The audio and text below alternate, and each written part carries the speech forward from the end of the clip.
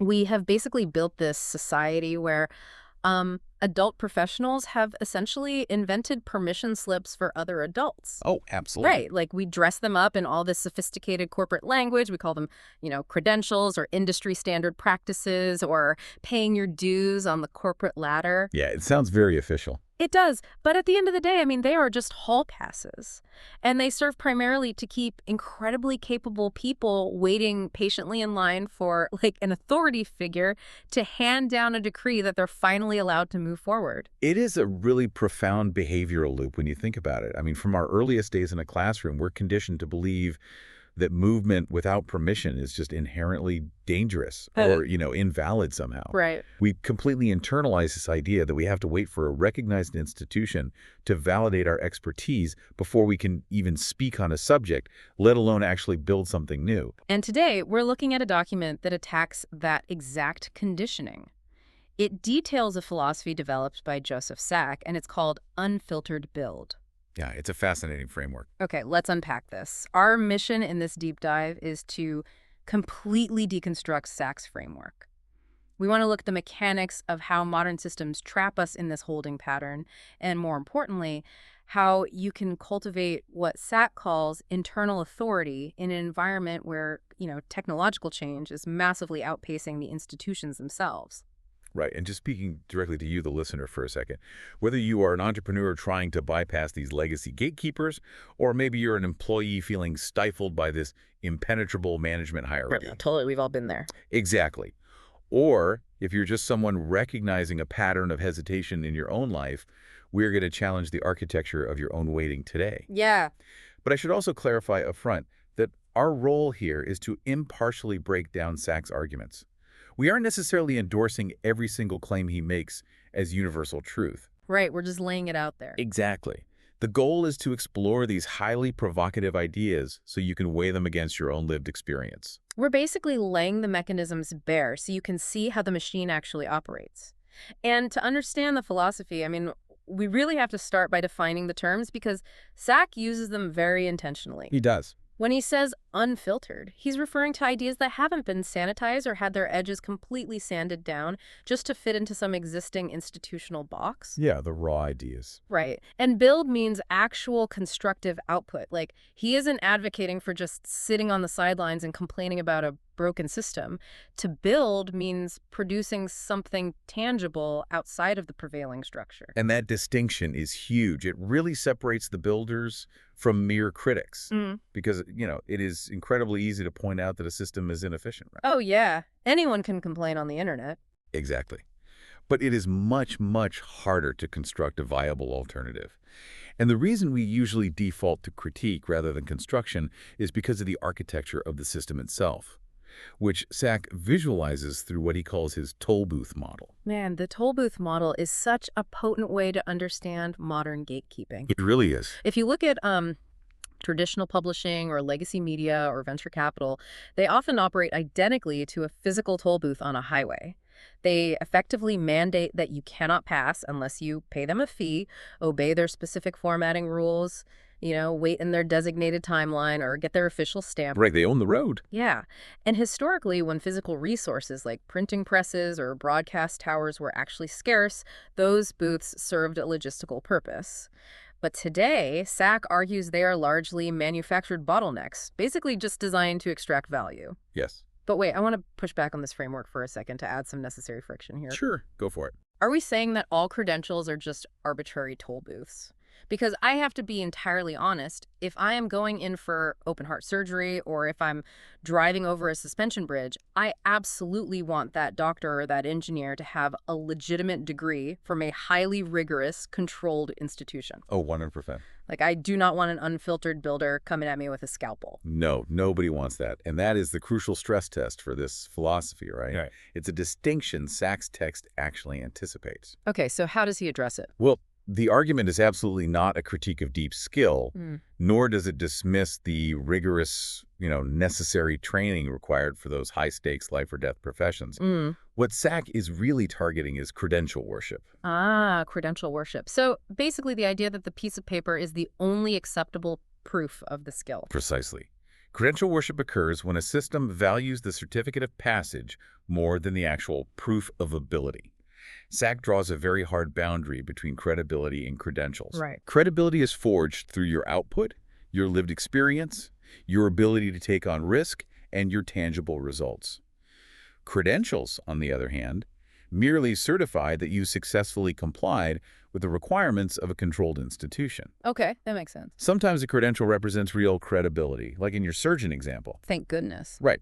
But in a lot of modern knowledge work sectors, they just do not overlap at all. So for you listening, try to apply this to your own professional landscape today. Look at the hurdles keeping you from advancing or launching your project. Are the gatekeepers actually measuring your capacity to do the work? Or are they artificially demanding, like a master's degree for an entry-level position, simply to thin the herd and justify their own HR processes? Yeah, that happens all the time. Because if it's the latter, you are looking at a toll booth. And if these toll booths are, in many cases, just arbitrary bottlenecks, the immediate question is why anyone actually stops their car to pay the toll. Right. Why do we do it? Like, how do gatekeepers convince thousands of capable, intelligent people to just willingly wait in line? Well, according to SAC, the mechanism of control relies entirely on the illusion of artificial scarcity. Which is so interesting because we usually think of scarcity in terms of physical commodities, you know, things like rare earth metals or real estate. Exactly. But the text argues that gatekeepers maintain their leverage by treating intangible assets as if they are rare commodities. They lock knowledge, specialized tools, and distribution networks behind these artificial barriers. But the detail that really struck me was how they treat confidence as a scarce resource. Yes. Like we're conditioned to believe that confidence must be granted to us by an external authority. It is a brilliant control mechanism. If you genuinely believe that confidence is an external award, something you only receive after you get the promotion or secure the funding or earn the fancy title, you will remain perpetually dependent on the system. You'll just be stuck. You will never initiate movement on your own because you believe you lack the requisite authorization to even feel certain about your own actions. And to counter that illusion, SAC leans on his background in strongman training, which provides this incredibly vivid physical counter-argument to credential worship. It's a great metaphor. It really is. Like, if you picture a massive Atlas stone or a heavy yoke carry where someone is just walking with hundreds of pounds strapped across their shoulders, that weight does not care about your resume. No, it doesn't. An Atlas stone doesn't ask to see where you went to school. It doesn't check your job title on LinkedIn. The weight offers direct, brutally honest, completely ungameable feedback. You can either lift it or you cannot. What's fascinating here is how seamlessly the physics of the gym map onto the philosophy of the unfiltered build. Yeah. In SAC's framework, your project, your business, or your creative endeavor that is the weight, your action and your execution represent the movement. And you earn your internal confidence strictly through the friction of actually moving that weight. Because you cannot just talk an Atlas stone off the ground. Right. You have to prove it to yourself physically. And that physical proof is undeniable. You don't build confidence by being handed some certificate of participation. You build it by surviving the pressure of the build itself. The feedback loop is immediate, and it's true. But the control mechanism doesn't just stop at the physical or institutional barrier, does it? Like, the external toll booth is frustrating, sure, but the system becomes truly insidious when we replicate it in our own minds. Oh, definitely. Because the most efficient systems of control don't require guards at all. They just convince the inmates to lock their own doors. Yeah, that internal shift is where the toll booth model does its most lasting damage. The external gatekeeper basically morphs into internal hesitation. The source text actually refers to this as becoming the unpaid security guard for your own limitation. Such a powerful phrase. It is. You internalize the rules of the toll booth so deeply that you essentially begin rejecting your own ideas before anyone in the real world even gets the chance to evaluate them. You sit there and tell yourself, oh, I can't launch that software. I don't have a computer science degree. Or I can't pitch this strategy. I'm just a junior analyst. You do the gatekeeper's job for them, and you do it completely for free. And psychologically, we do this as an evolutionary defense mechanism. Yeah. I mean, it is infinitely more comfortable to reject yourself in the privacy of your own mind than it is to build something, put it out into the world, and face actual public rejection. That makes a lot of sense. Right. You preemptively shut down the movement just to avoid the potential friction of the system telling you no. But, that brings up an inherent tension between Sachs' philosophy and the broader cultural narrative we hear all the time right now. How so?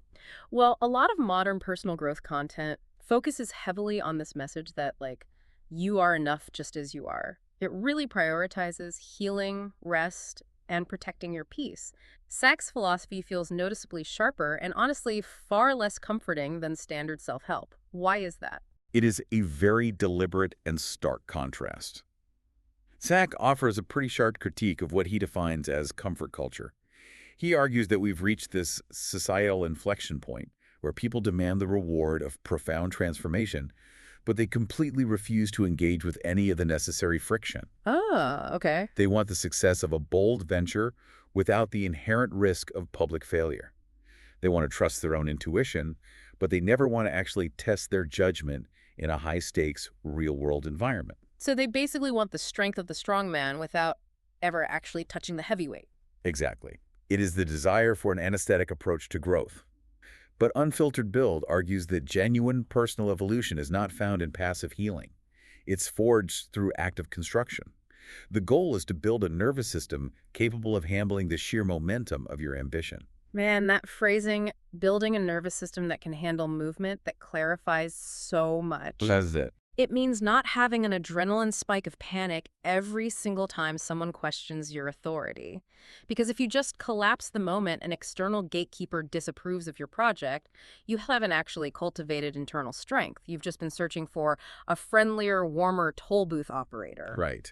And an untested nervous system will always, eventually, defer to the prevailing authority. Wow. Okay, so all of this psychological and philosophical groundwork is vital, but we have to recognize it is currently colliding with a massive environmental shift. Yes, the timing here is critical. Exactly. We have to look at the exact timing of this philosophy. Why is the concept of the unfiltered build resonating so loudly right now, today?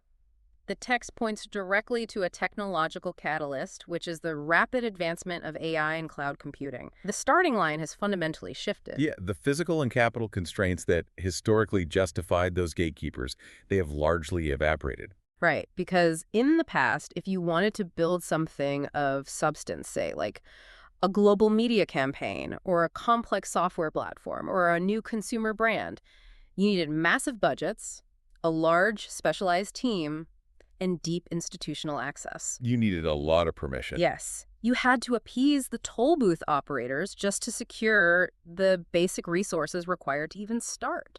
But today, a solo builder sitting in their apartment armed with just a suite of AI agents and cloud infrastructure can bypass almost all of those legacy requirements. Incredible. The sheer cost of building has collapsed towards zero, and when the cost of execution collapses like that, those toll booths suddenly stop looking like necessary infrastructure. They lose all their functional utility. They're exposed as mere rent seekers. They're no longer protecting quality. They're simply protecting their own relevance. So how do the gatekeepers react? I mean, if you are a gatekeeper and AI is suddenly allowing thousands of individuals to just walk right around your carefully guarded toll booth, the reaction is not going to be graceful, is it? Oh no, it is entirely predictable. SAC actually outlines a highly specific four-phase cycle of panic that legacy gatekeepers exhibit when they're confronted with a technology that democratizes access. Okay, what are the phases? So phase one is always dismissal. They label the technology a toy or a fad, and they insist it lacks the soul or the rigor of traditional methods. Think about the early reactions to digital photography or, early internet publishing. Right, but dismissal only works until the output becomes just completely undeniable. Exactly, which triggers phase two, regulation.